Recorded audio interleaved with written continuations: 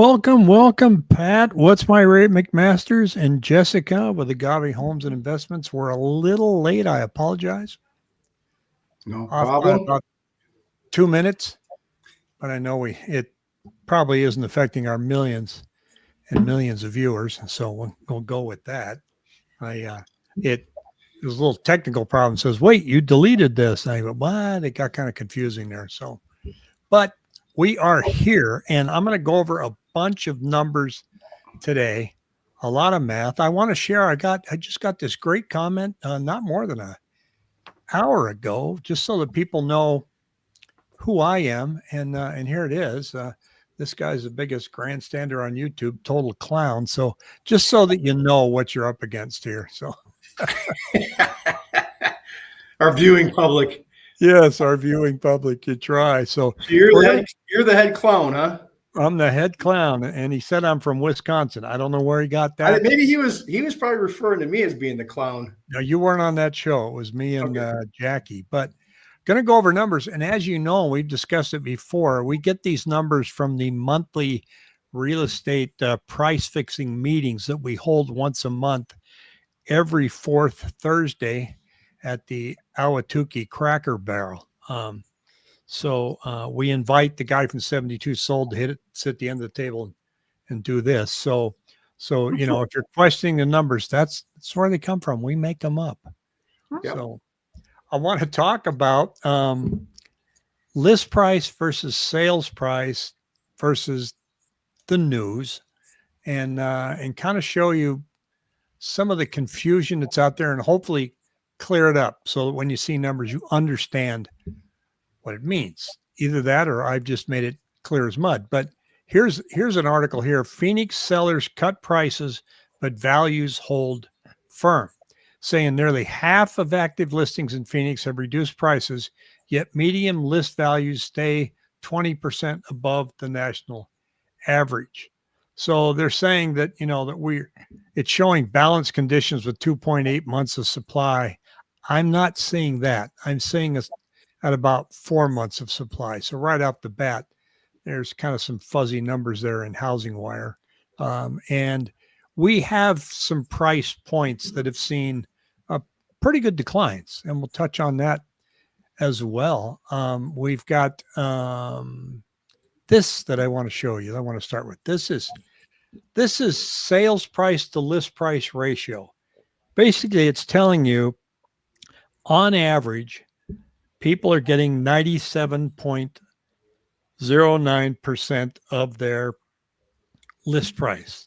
Now, that sounds pretty good. It's not really how the way it's tracked. So I'm going to explain it here as much as I can before I put up the next chart. You have a list price that you start with. So let's say I start at $695. Okay. That's my list price. It's the greatest house in the world. Zillow has it at $650, but they don't know that I have a brand new stainless steel garbage disposal. So I'm marking it at $695. That's where I'm starting. A couple weeks go by. I hate my realtor. Nobody's coming by to visit me, look at the house. So I go down $5,000. Nobody comes by. I go down. Well, I'm commuting from Ahwatukee to North Phoenix. I'm getting kind of tired of it. I want to sell the house. So I finally relent, and I list the house at $610, which is probably closer to what it was worth anyway. Lo and behold, I get an offer. I accept the contract. The list price ratio is based on that last list price and the contract price. It's not based on the original list price. Did you know that? Did not know that. Interesting. So that would be an interesting statistic, but the MLS doesn't track it that way. They only track it so you could start out high and then whittle it all the way down, and then you're going to get a price that's 97.1% of your final. Your last list price. But the headlines keep showing 53% of sellers are lowering their prices. Yeah, there's a reason for that. Some of them just, you know, they're more optimistic. Buyers are pushing you really hard. And so we end up with these numbers. So I thought I'd I was kind of doing a little bit of tracking, and it took me a long time. But I'm looking at average list price per square foot on active listings. It's showing $359 right now. Then I looked at average list price per square foot listings under contract. Okay. It's showing 336. See the difference there? The ones that are listed were $359.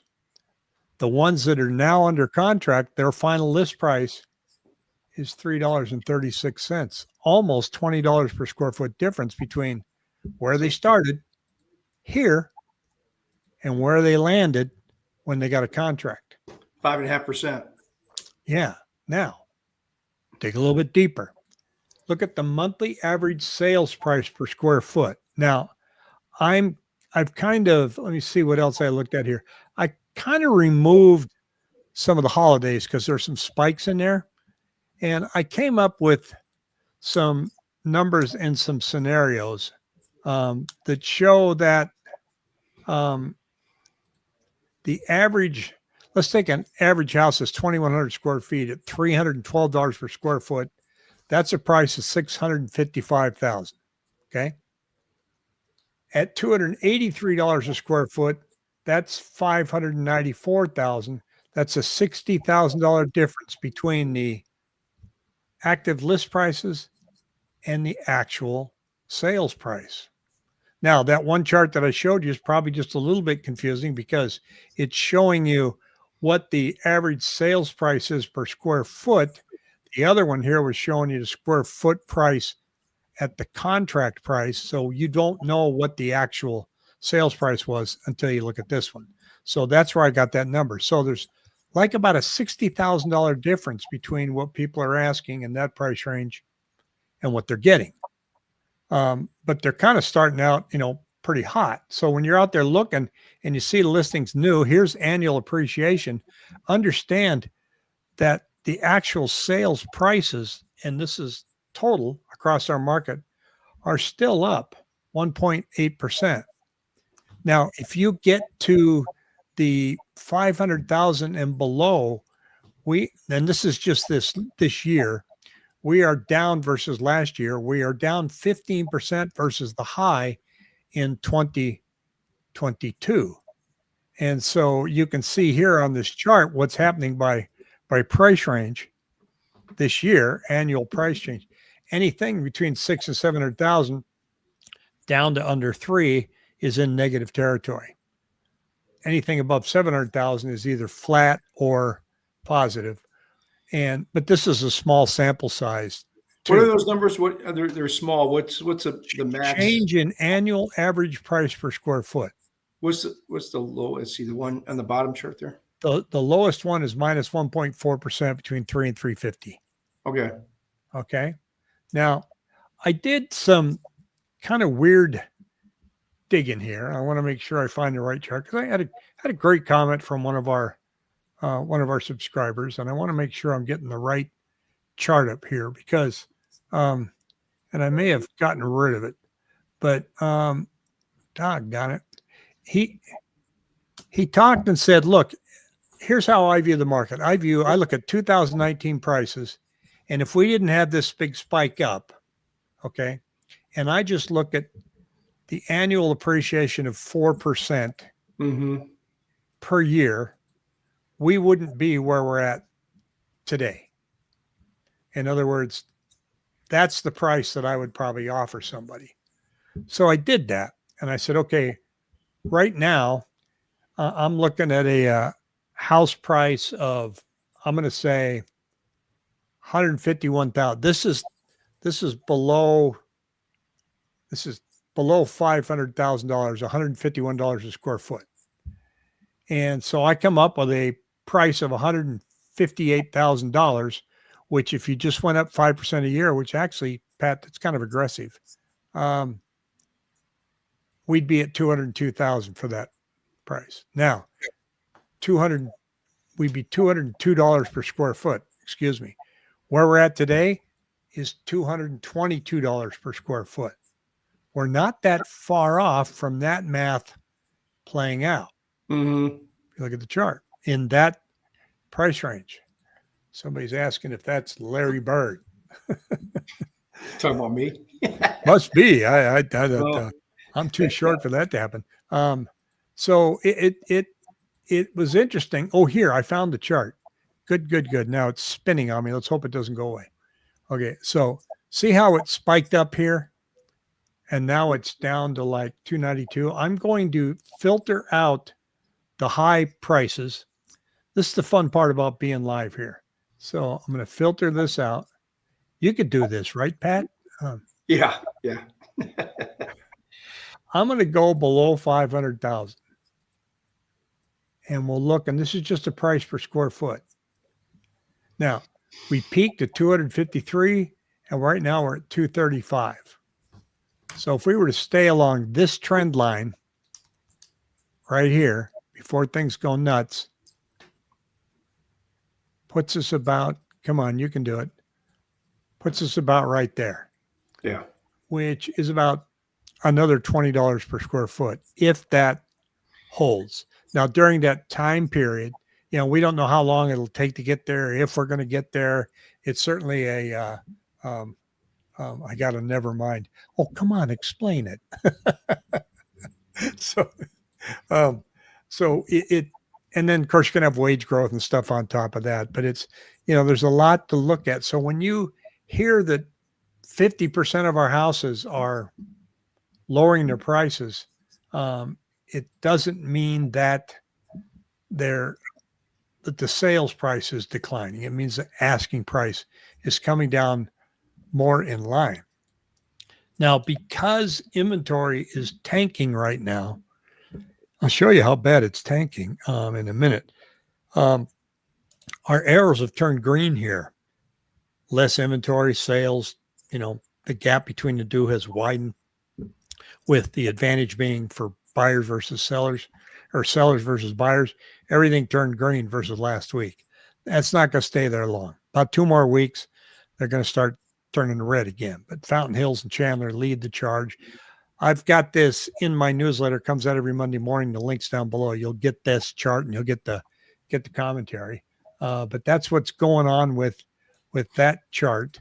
And I think one of the things that it shows is just how slow the Thanksgiving holiday is this year. And I'm going to pull up and show you that, my little 7-day moving average. Here Going it comes. Going back to that chart, though, that you had as far as people spiking, that's one thing that Tina Tambor has talked about the last couple of months, is that if you really take out the spike, and she kind of extrapolates down, where we should be. She goes, we're not, if you took that chart up, she says, we're not that far. She's pointed that out several times the last 6 months or so. Yeah, it's, you got to remove that big peak, and we have come down from that. Look at this. The yellow mass is the number of new listings. The black line is number of new contracts. Nobody bought a home last week. Nobody listed a home last week. So the listings are kind of starting to climb, but this gap between the number of sales, number of new listings is going to be pretty large. You could see that it's contract ratio of 160%. It's not going to hang in there long enough to affect pricing. But it is telling you, if you're a seller, keep your house on the market. You got nothing to gain by delisting it. Yeah. Because you're getting less and less competition. Now, the flip side, as a buyer right now, and Jessica was talking about that today, there's not a lot to pick from like there was just about a month ago, right? Right.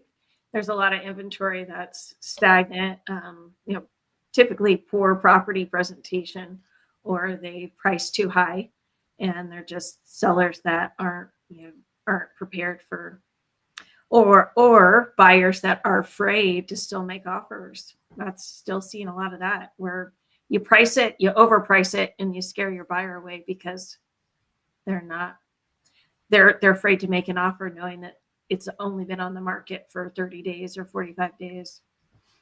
Yeah, I think a lot of buyers right now are really not even interested in writing an offer until it's been on the market at least 60 days.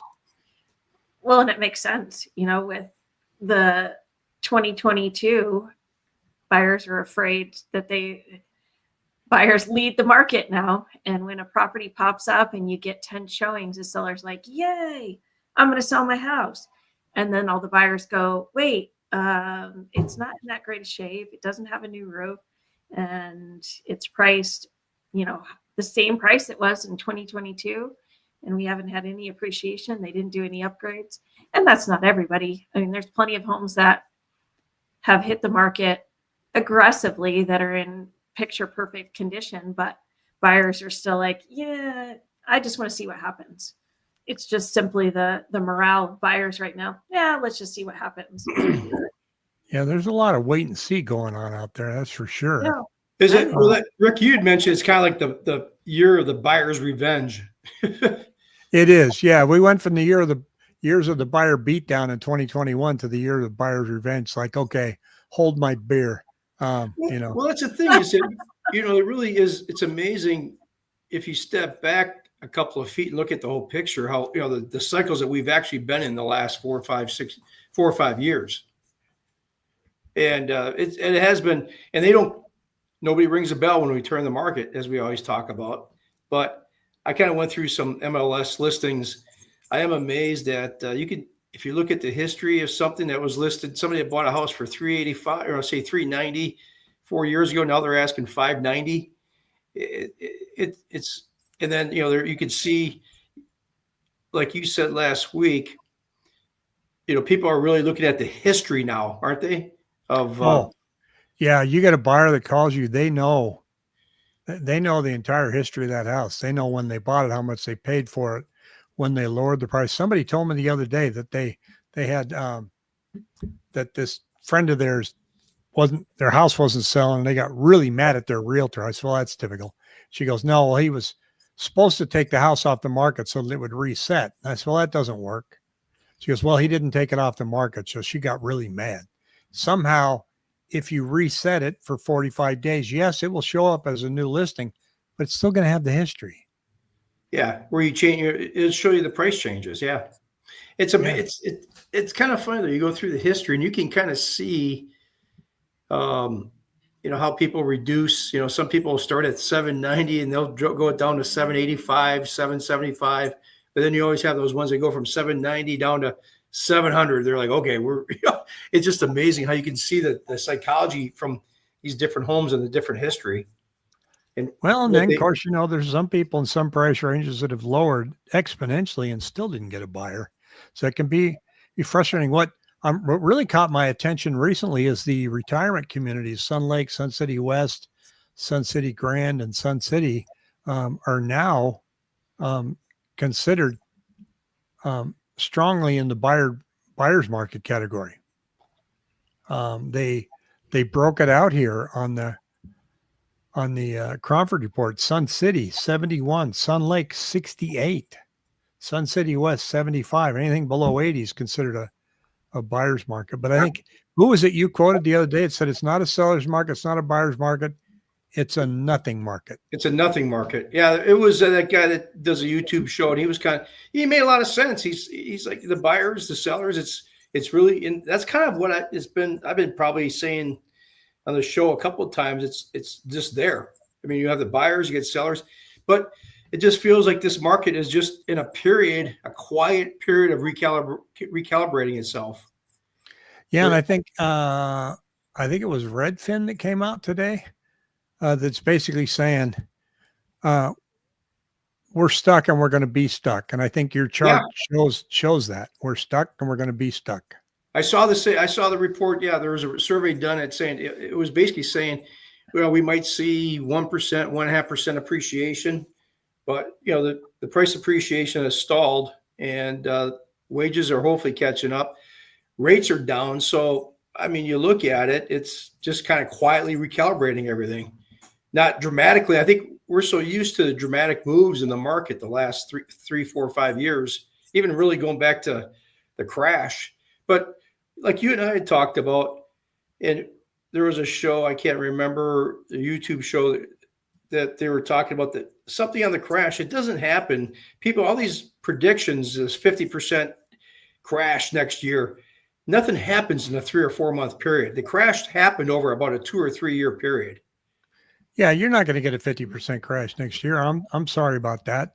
Yeah. I mean, we'd certainly have to be feeling it right now. You'd have to go down 3.5% a month. And it'd have to be major.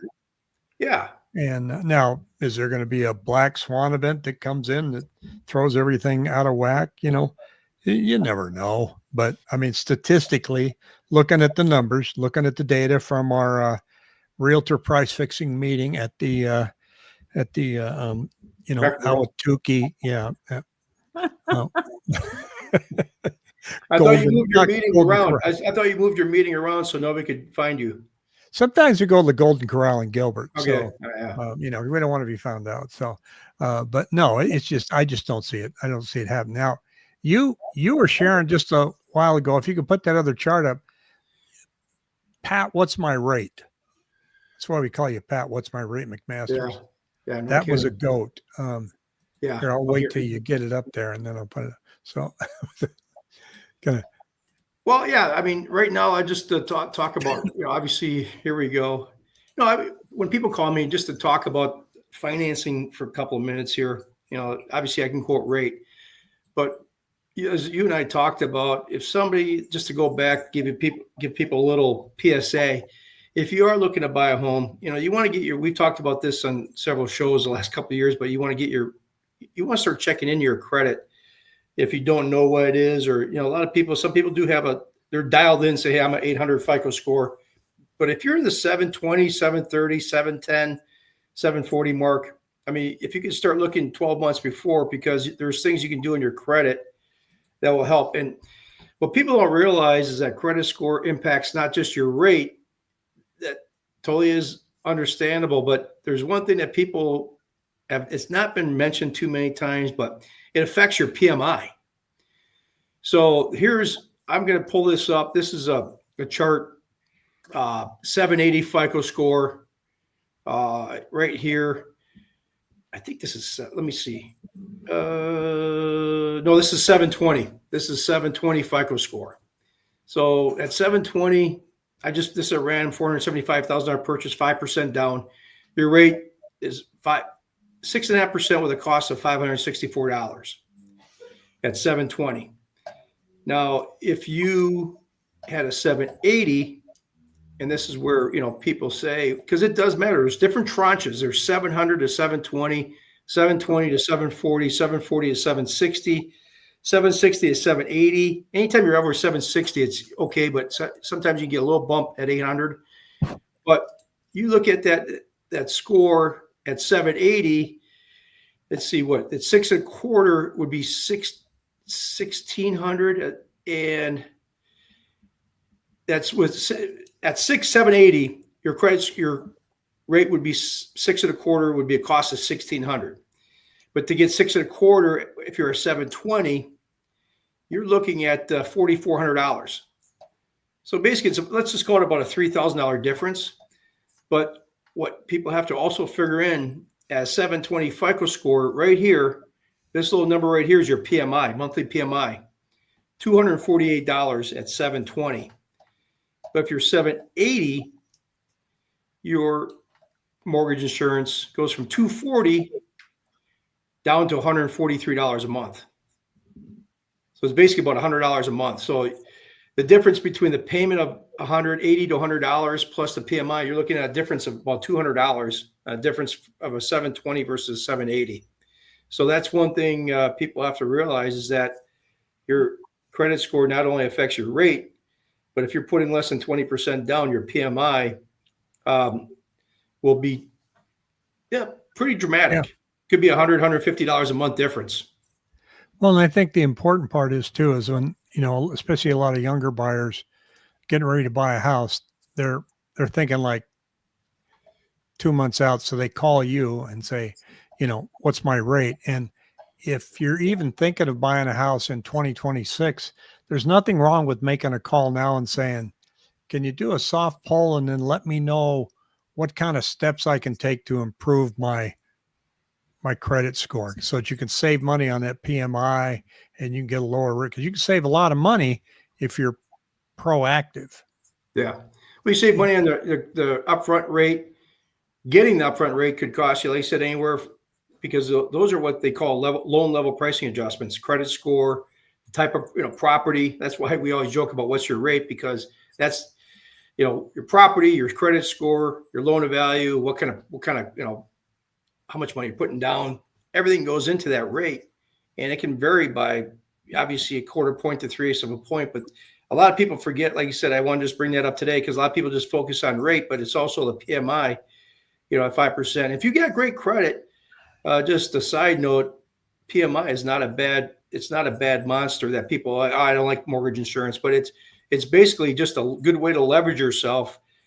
If you've got great credit, 760, 780, 800, it's a cheap way to get into a house because your PMI is actually very reasonable.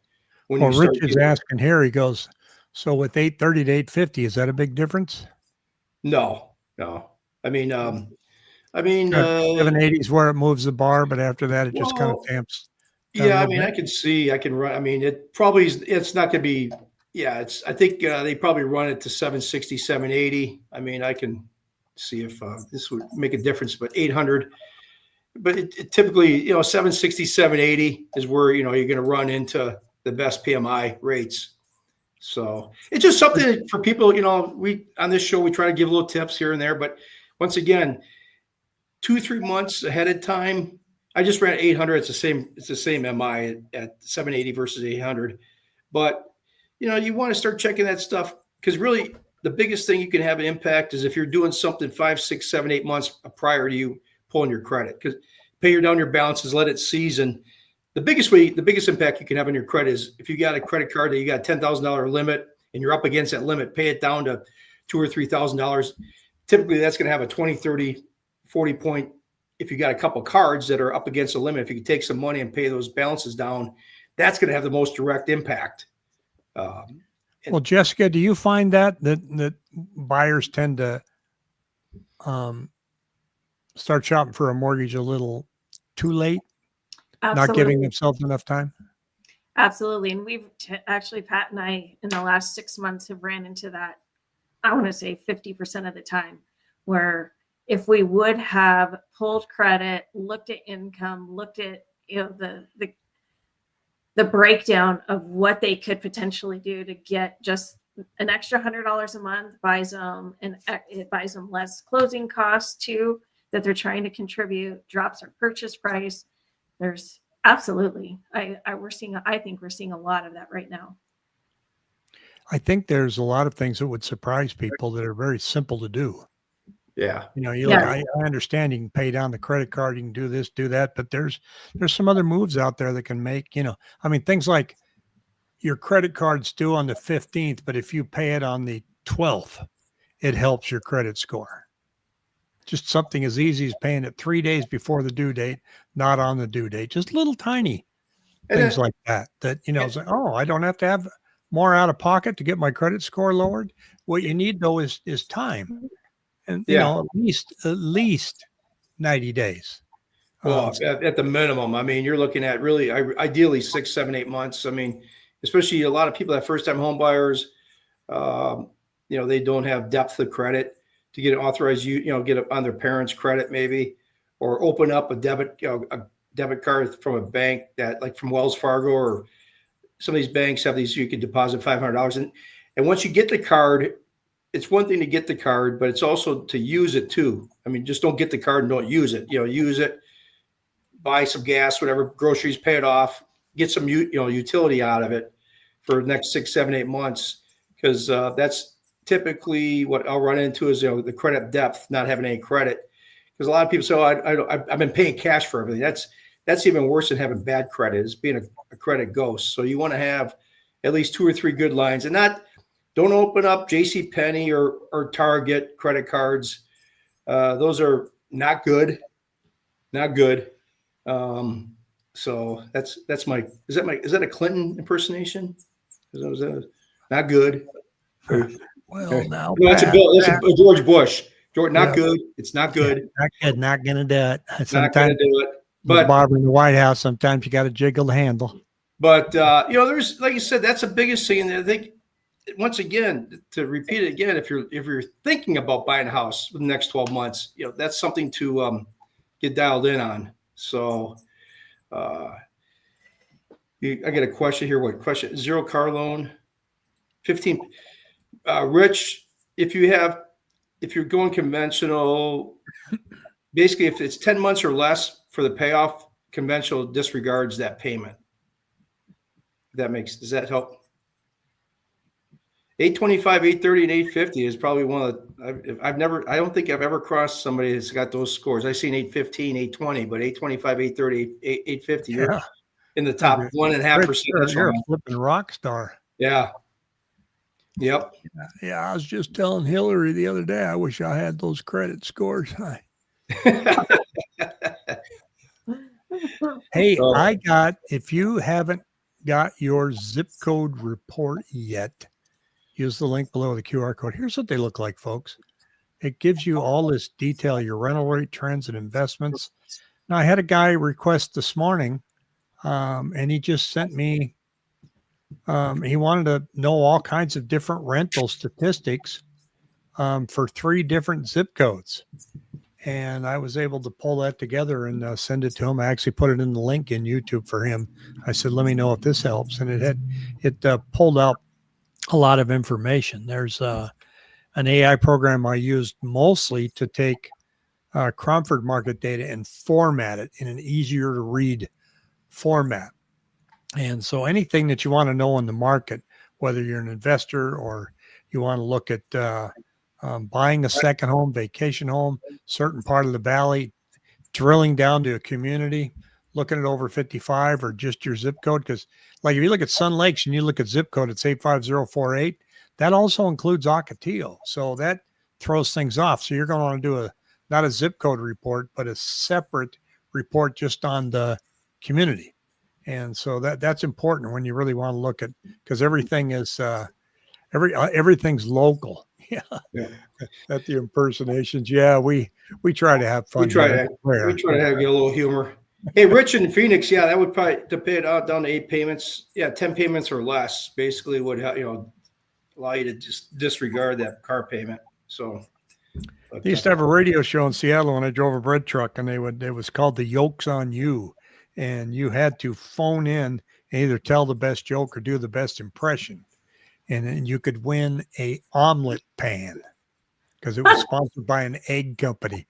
And I'm driving along in my bread truck. This is before cell phones. And I hear them announce, call in, third caller, whatever. And I called in and did Mr. Magoo, and I won a omelet pan. So that's why I claimed the fame in Seattle. One other question: if you have large balances in IRAs, cash values of insurance, how does that figure in a conventional loan? Figures it pretty strong. I mean, obviously, Fannie Mae and Freddie Mac, it's kind of, they've thrown the algorithms. One of them likes it's kind of weird. I get this always mixed up. One likes really assets and one likes credit score. So they're kind of like the 2 different brothers or sisters that have different qualities.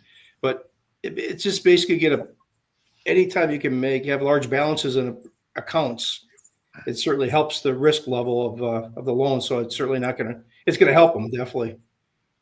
Yeah. Well, that's cool. Hey, thanks for the question, Rich. Yeah. I just thought of something. So I have a client who's waiting until 2026 for a revolving credit card to get fixed. And we are running applications for a rental property. And I sent her over the guidelines, and and then talked to the property manager direct. And I said, I know they're kind of platform standard for most property management companies, but 3.5 times the rental rate is what they want for income. He said the minimum credit scores that they're considering now are above 650. And I thought that was pretty interesting information on the rental side of the market. Is this a corporate rental, like a big complex, or is it an individual? It's local. It's a local property management company that's been doing it for 25 years. So on their platform, it's very vague in the sense that make sure you have this, and this before you apply. Click the link to apply.